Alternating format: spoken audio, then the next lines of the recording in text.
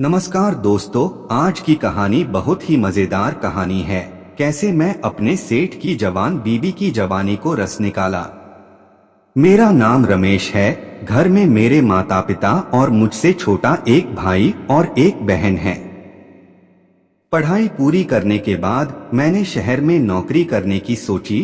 जब मैं शहर पहुंचा तो काफी भटकने के बाद मुझे एक दुकान में नौकरी मिली।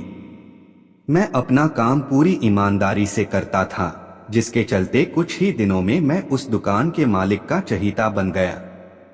सेठ की उम्र करीब 55 साल की थी और उनकी कोई औलाद नहीं थी।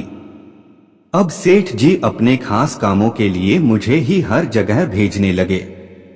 एक दिन सेठ जी ने मुझे एक ब्रीफ केस दिया और मुझसे बोला, इसे मेरे घर पर दे आओ। जब मैं सेठ जी के घर पहुंचा और मैंने डोरबेल बजाई, कुछ देर बाद दरवाजा खुला। जिसने दरवाजा खोला उसे देखकर मैं हैरान नहीं गया। मैं अपने आने की वजह भूल गया। मैं उसे ही देखता रह गया। वह नींद में से उठकर आई थी। आंखों में नींद की खुमारी थी। उसके ब्लाउज से उभार दिख रहे थे। साड़ी का पल्लू नीचे गिरा जा रहा था। उसका पल्लू हाथ में था। साड़ी फल गई थी, इससे उसकी नाभि दिखने लगी। उसकी पतली कमर मानो रस से भरी थी। थोड़ी देर में मैं संभल गया, मगर आंखों के सामने खुली पड़ी खूबसूरती को देखे बिना कैसे छोड़ता। मैं कुंवारा था, मेरे दिल में गुदगुदी सी पैदा हुई। वह साड़ी का पल्लू कंधे पर डालते हुए बोली, आइए आप अंदर आइए। इतना कहकर वह पलटकर आगे बढ़ी। पीछे से भी वह वाकई खूबसूरत थी। पीठ पूरी नंगी थी। उसकी चाल में मादकता थी जिसने मुझको और लुभा दिया था। उस औरत को देखने में खोया मैं बहुत मुश्किल से आकर सोफे पर बैठ गया। मेरा गला सूखा जा रहा था। मैंने बहुत कोशिश के बाद कहा, मैडम, ये ब्रीफ केस को सेठ जी ने आपको देने को कहा है। मैंने ब्रीफ केस आगे बढ़ाया। आप इसे मेज पर रख दीजिए, मैंने बोला। जी, आप तेज धूप में आए हैं, थोड़ा ठंडा हो जाइएगा। कहते हुए वह साथ वाले कमरे में गई और कुछ देर बाद पानी की बोतल, 2 कोल्ड ड्रिंक ले आई और मेरे सामने वाले सोफे पर बैठ गई। मैं पानी की बोतल उठाकर सारा पानी गटगटा कर पी गया। वह औरत कोल्ड ड्रिंक की बोतल खोलने के लिए मेज के नीचे रखे ओपनर को लेने के लिए झुकी तो फिर उसका पल्लू गिर गया और उभार दिख गए।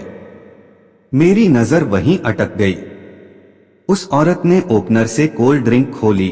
उसने मेरी ओर एक कोल्ड ड्रिंक बढ़ाई। मैंने बोतल पकड़ी। मेरी उंगलियां उस औरत की नाजुक उंगलियों से छू गई। मुझको जैसे करंट सा लगा। उस औरत के जादू और मादकता ने मुझको घायल कर दिया था। मैं खुद को काबू में ना रख सका और उस औरत यानी अपनी सेठानी से लिपट गया। जब उसने कोई विरोध नहीं किया तो मेरी हिम्मत और बढ़ गई। मैं उसको बेहताशा चूमने लगा और धीरे धीरे वह भी मेरा साथ देने लगी। मैं उसको उठाकर कमरे में ले गया और बिस्तर पर लेटाकर उसके कपड़े निकालने लगा। फिर हम एक दूसरे के आगोश में खो गए और धीरे धीरे एक दूसरे में समा गए। जब हम शांत हुए तो मैं बाहर आया और वापस जाने लगा तो सेठानी ने मेरे गालों को चूम लिया। मैंने उससे पूछा कि सेठ तो इतने बूढ़े हैं और आप इतनी जवान। तो उसने बताया, मैं इस सेठ की दूसरी पत्नी हूँ। मैं सोचने लगा कि सेठ तो वैसे ही बूढ़ा है।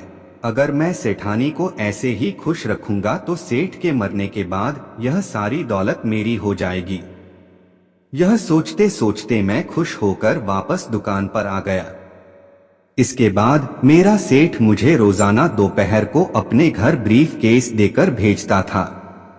मैं मालकिन को ब्रीफ केस सौंपता और उसके साथ खुशी खुशी हम बिस्तरी करता। बाद में कुछ खा पीकर दुकान पर लौट आता। इस तरह 5 महीने बीत गए। एक दोपहर को मैं ब्रीफ केस लेकर सेठ के घर आया और डोरबेल बजाई पर घर का दरवाजा नहीं खुला। मैं घंटी बजाता रहा। 5 मिनट के बाद दरवाजा खुला। दरवाजे पर मेरी सेठानी खड़ी थी, पर एक आम घरेलू औरत जैसी। आंचल ओढ़कर घूंघट डालकर उसने मुझको बाहर ही खड़े रखा और कहा, रमेश मुझे माफ करो, हमारे संबंध बनाने की बात सेठ जी तक पहुंच गई है। वे रंगे हाथ पकड़ेंगे तो हम दोनों की जिंदगी बर्बाद हो जाएगी। हमारी भलाई अब इसी में है कि हम चुपचाप अलग हो जाएं। आज के बाद तुम कभी इस घर में मत आना। इतना कहकर सेठानी ने दरवाजा बंद कर दिया। मैं मानो किसी खाई में गिर गया। मैं तो यह सपना देख रहा था कि करोड़पति सेठ की दूसरी पत्नी मेरी बाहों में होगी। बूढ़े सेठ की मौत के बाद मैं इस घर का मालिक बनूंगा, मगर मेरा सपना ताश के पत्तों के महल की तरह तेज हवा से उड़ गया। ऊपर से ये डर सता रहा था कि कहीं सेठ मुझे नौकरी से तो नहीं निकाल देगा। मैं दुकान की ओर चल दिया, लेकिन समय ऐसे ही गुजरता रहा और जब सेठ ने इस बारे में मुझसे कोई बात नहीं की तब जाकर मेरे मन को राहत मिली। कुछ दिनों बाद मुझे पता चला कि सेठानी प्रेग्नेंट है। तब मुझको समझ आने लगा कि उसने सिर्फ मेरा इस्तेमाल किया है। मैं गुस्से से सेठानी के पास पहुंचा तो उसने मुझे बताया, रोहन तुम्हें नहीं मालूम कि सेठ मुझे डांस बार से लाए थे। उसने मुझसे शादी की और इस घर की मालकिन बनाया, पर हमारी कोई औलाद नहीं थी। मैं सेठ को उपहार के तौर पर बच्चा देना चाहती थी। सेठ ने भी मेरी बात मानी। हमने तुम्हारे साथ नाटक किया, हो सके तो मुझे माफ कर देना। इसके बाद सेठानी ने एक हाथ अपने बढ़ते पेट पर फेरा, दूसरे हाथ से वह अपने आंसू पोंछने लगी। मैं भी निराश होकर भारी कदमों से वापस दुकान की ओर चल पड़ा। दोस्तों, कभी हम लालच में पड़कर अपना सब कुछ खो देते हैं। तब पता चलता है कि हम बड़ी गलती कर बैठे। उस समय पछतावा के अलावा कुछ नहीं मिलता। तो दोस्तों, आज की कहानी यहीं पर खत्म होती है। तो आपको यह कहानी कैसी लगी हमें कमेंट करके जरूर बताइए और आपका प्यार और सपोर्ट ऐसे ही बनाए रखिए। धन्यवाद।